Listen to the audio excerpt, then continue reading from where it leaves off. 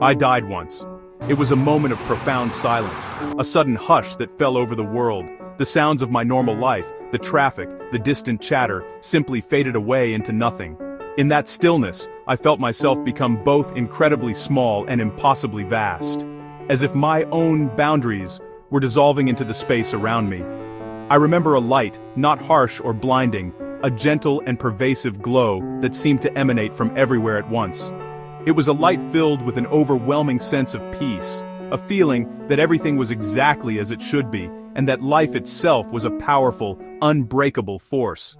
My story is a small and personal one, yet it is undeniably true.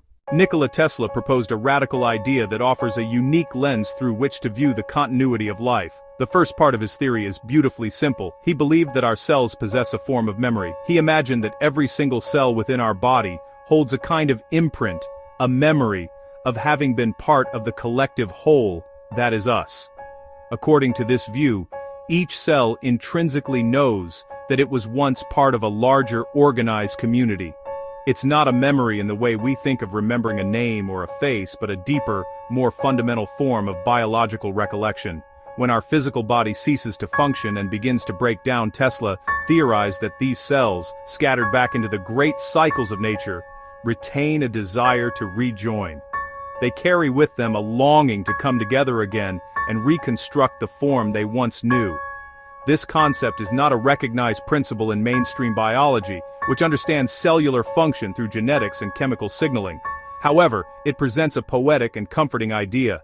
It frames our cells not as mindless automatons, but as loyal components of a greater being. The second part of Tesla's framework for potential immortality centers on what he called a unique atomic signature. This concept is grounded in recognizable science. It posits that the specific combination and arrangement of atoms that constitute your body at any given moment is entirely unique to you. Atoms are the fundamental building blocks of all matter, the tiny particles that make up your skin, bones, heart, brain.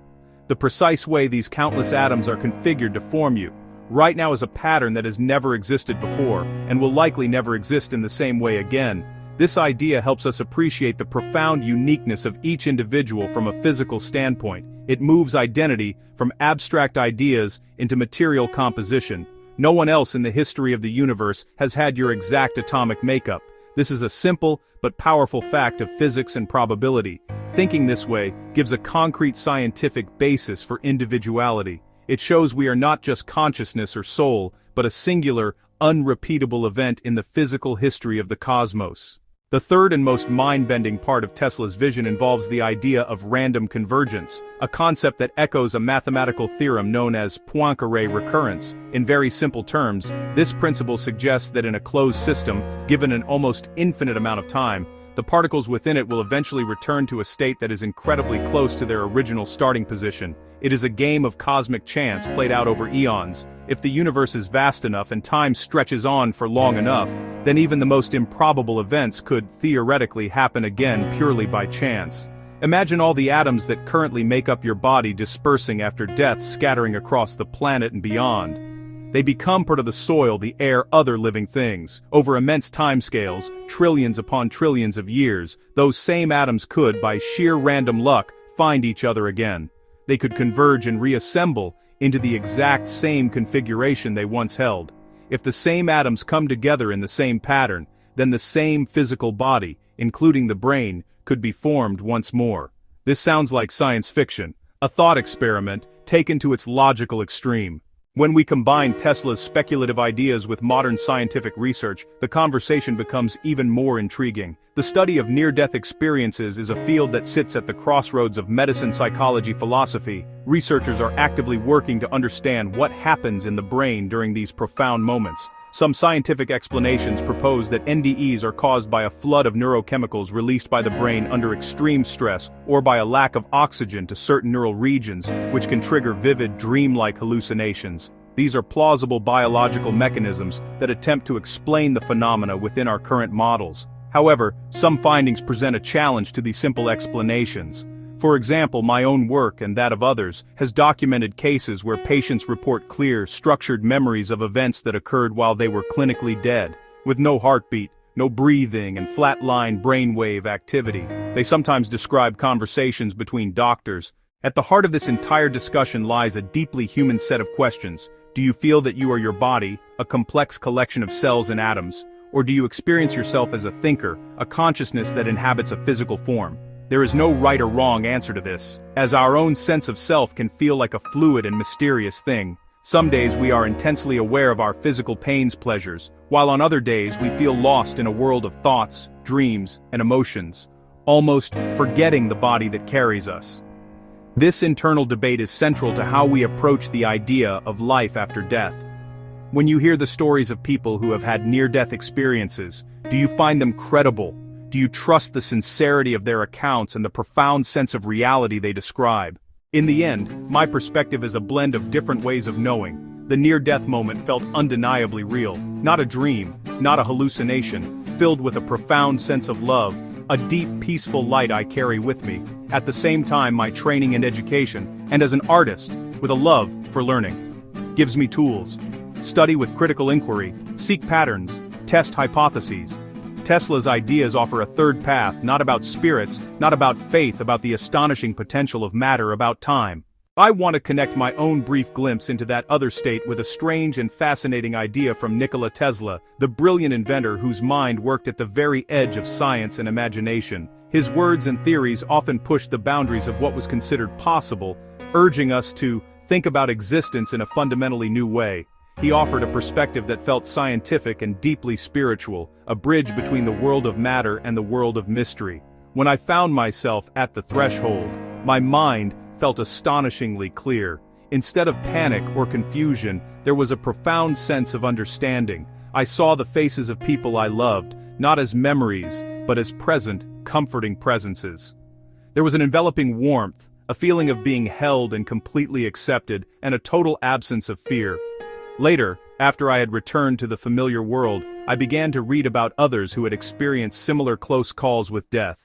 I discovered that many people report strikingly similar sensations, the tunnel of light, the feeling of overwhelming love and peace, regardless of their cultural or religious backgrounds. This shared phenomenon is what researchers now call a near-death experience, or NDE.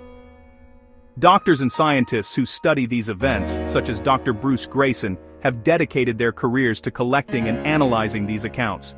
They meticulously examine cases where a person's brain shows little to no activity, such as during cardiac arrest, yet the individual later recalls detailed perceptions and events. This startling paradox forces us to ask a fundamental question that challenges our current understanding of consciousness. Where, precisely, is the mind when the brain is not functioning in any conventional, measurable way? It's a really puzzling problem. So, yeah, it's a really evocative way to think about it. However, it is rooted in the mathematical laws of probability. In an infinite or near-infinite expanse of time and space, anything not strictly impossible becomes eventually probable. The universe is astonishingly old, around 13.8 billion years, and its ultimate fate is still a subject of scientific debate. If it continues to exist for a duration that dwarfs its current age, the statistical likelihood of strange and wonderful convergences increases. It's a form of immortality based not on a spirit, but on the relentless shuffling of matter over cosmic timescales. If your physical body and brain were to reform in precisely the same way, would your consciousness, your memories, and your sense of self also return? This is the core of Tesla's materialist view of immortality. It suggests there is no need for a non-physical soul that leaves the body. Instead, consciousness is an emergent property of a specific physical structure. If that structure is perfectly recreated, the mind that it produced may also be reignited. This perspective offers a cool, logical, and strangely comforting possibility that our existence is a pattern that once created could potentially repeat itself in the grand unfolding story of the cosmos. It's a heavy thought, but kind of beautiful. The implications are vast. Our atoms aren't truly ours permanently, they're on loan from the universe. Before you were born, the carbon, hydrogen, oxygen atoms that now form your body were part of stars, oceans, plants, other living beings. After you die, they disperse to become parts of other things. A tree, a cloud, a drop of water. Your atomic signature is a fleeting but magnificent arrangement. It is the physical blueprint of your existence, the material scaffolding for your thoughts, feelings, and memories. This constant cycling of atoms connects us directly to the universe. We are, quite literally, made of stardust. The uniqueness of our atomic arrangement makes reformation a central challenge. For you to exist again, any random collection of atoms isn't enough. It would have to be the same atoms, or at least an identical configuration, for the same person to re-emerge. That adds physical weight to the question of what it means to be you. The ultimate question: do we truly die? Profoundly simple, and impossibly large. In one sense, yes. Our bodies stop working. Our hearts cease to beat. Our lungs no longer draw breath. Our physical form begins its journey back to the earth. We change from one state of matter to another. Yet life shows many faces and forms of continuity. Our cells are replaced throughout our lives. Our atoms move on to become parts of new things. Our stories and memories live on in the hearts and minds of those who loved us. If you are reading this, take a quiet moment for yourself. Think of small moments that felt significant or mysterious. Think of the people you love and the connections that bind you. Consider you are made of atoms forged in the hearts of distant stars billions of years ago. Let the mystery be gentle and comforting, not a source of anxiety. Let your questions be calm inquiries, born of curiosity, not fear. We may not have all the answers, perhaps we are not meant to. Maybe the point is not a final destination of certainty, but to remain in open, humble inquiry. We keep asking. We keep exploring. We keep learning from science, from personal experience, and from each other, and most importantly, we keep living with hearts and minds open to the vast, beautiful mystery. The universe is far stranger and more wonderful than we can imagine.